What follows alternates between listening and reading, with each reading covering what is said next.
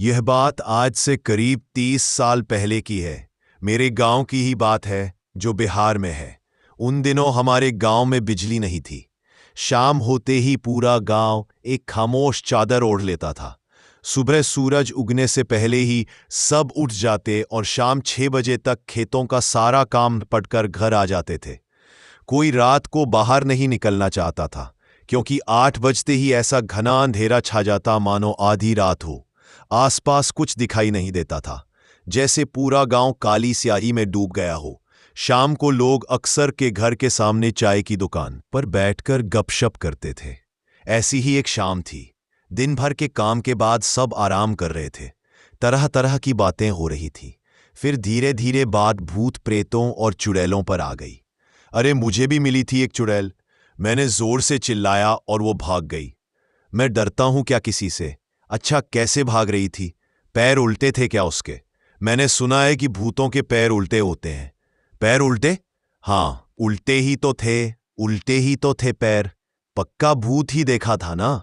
मुझे लगता है तुमने गांव की ही किसी औरत को देख लिया था और अब यहां डींगे हाँक रहे हो। भूतों चुड़ैलों के पैर उल्टे होते हैं, पर ऐसे कई रास्तों में तुम्हें उनके पैर कभी दिखाई ही नहीं देंगे। बड़ा मुश्किल है ऐसे उनके पैर कहीं देख पाना।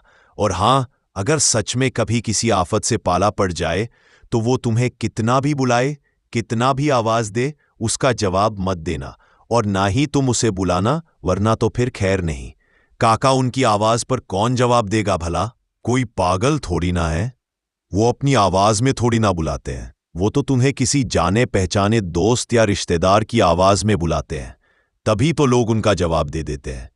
किसी रास्ते पर जा रहे हो और पीछे से कोई बुलाए तो मुड़ना मत, चलते जाना। क्यों काका, क्या आपने देखा है कोई भूत प्रेत अपनी आंखों से?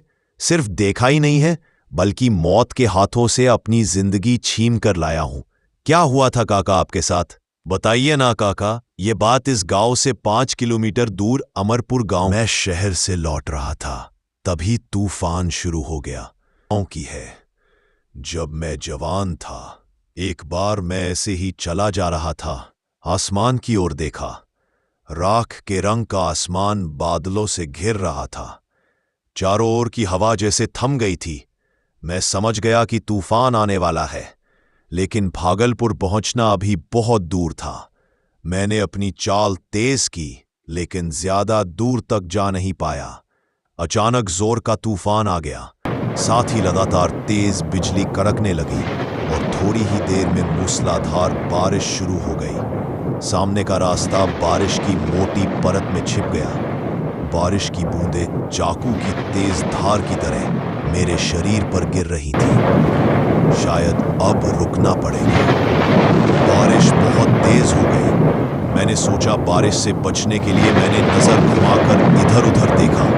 तभी मेरी नजर एक पुराने खंडरनुमा घर पर देखी। गलती से दाहिनी ओर जाने की जगह मैं बाई ओर मुड़ गया और अब जो घर मेरे सामने खड़ा था वो पूरी तरह खंडर में तब्दील हो चुका था।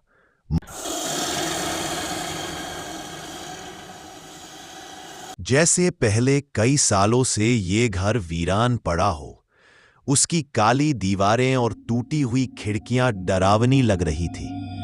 मैंने इधर उधर देखा और महसूस किया कि शाम कब रात में बदल गई। मुझे लगा इस खंडर घर में जाना सही नहीं, और ये सोचकर मैं लौटने लगा। तभी एक आवाज सुनकर मुड़ा। रुकिए साहब बाबू। एक औरत लालटेन लिए घर के अंदर से बाहर आ रही थी।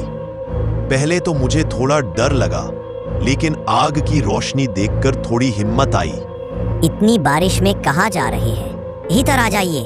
लेकिन तभी फिर से एक बार जोरदार बिजली गिरने की आवाज आई। बिजली के साथ ही और तेज झमाझम बारिश होने लगी। साहब, बारिश बहुत तेज हो गई है। साहब, जल्दी से अंदर आ जाओ। कोई और रास्ता ना देखकर मैं उसके पीछे चलने लगा।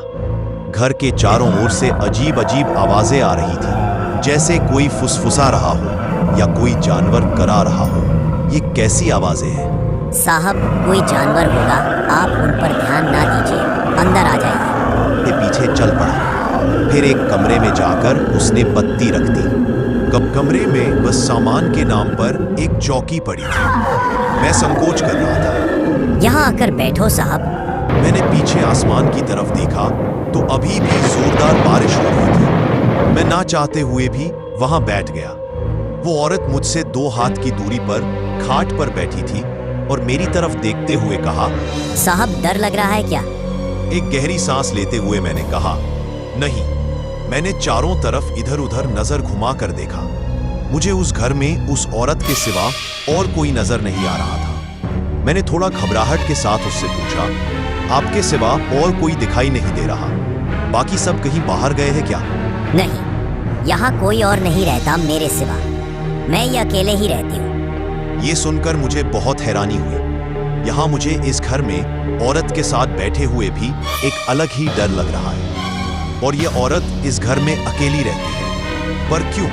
उसके बाकी परिवार वाले कहाँ हैं? मेरा मन था मैं उससे पूछूं, पर मेरी हिम्मत जवाब दे रही थी। फिर मैंने हिम्मत जुटाकर एक बार उससे पूछा, तो आपके परिवार वाले कहाँ हैं? उसने मेरी तरफ घूरती हुई दृष्टि से देखा, जैसे वो मेरे सवाल का जवाब ना देना चाहती हो।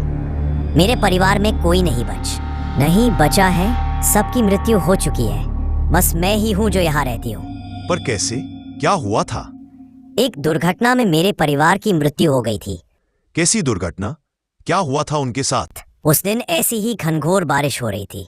जोरदार बिजली कड़कने के साथ ऐसा लग रहा था जैसे बादल अभी ही टूटकर नीचे गिर जाएंगे। उस जोरदार बारिश में कुछ मुसाफिर बारिश से बचने के लिए हमारे घर आए। दरवाजा मेरी दादी ने खोला था। काकी जी, बाहर बहुत बारिश हो रही है और आसपास कोई ढाबा भी नहीं है जहां हम रुक सकें। अगर आप थोड़ी जगह दे देती तो बस ये बारिश कम होते ही हम यहां से निकल जाएंगे।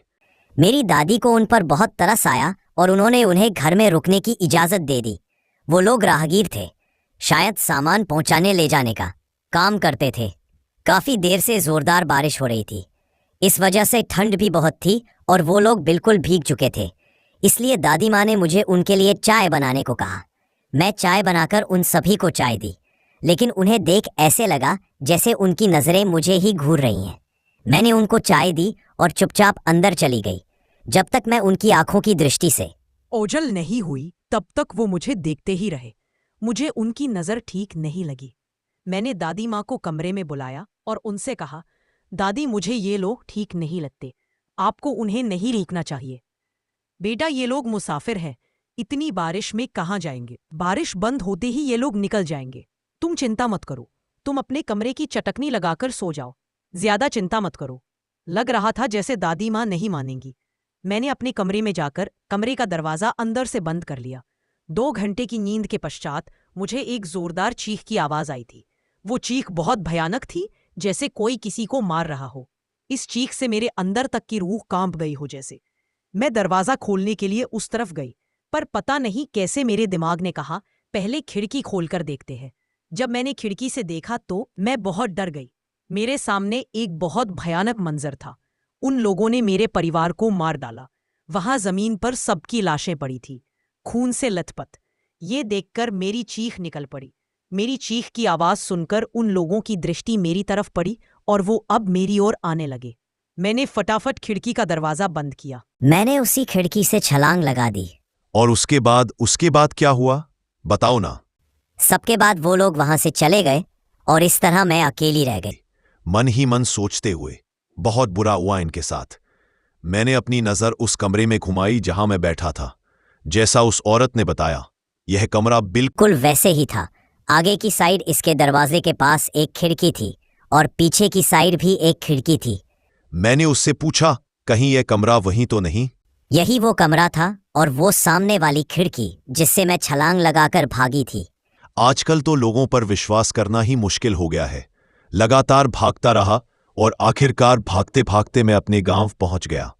इसके बाद मैंने कभी भी उस तरफ जाने का साहस नहीं किया। काका, आपकी कहानी तो सचमुच बहुत डरावनी है। यह कहानी नहीं, मेरी जिंदगी का सच है। इसीलिए कहता हूं, अगर कभी सुनसान रास्ते पर तुम्हें अचानक कोई लड़की दिखाई दे तो सबसे पहले तुम उसके पैरों पर ध्यान देना। अगर उसके पांव उल्टे हैं तो समझ जाना कि वहां से भागने में ही तुम्हारी भलाई है, पर कभी कभी हर किसी को भागने का मौका नहीं मिलता।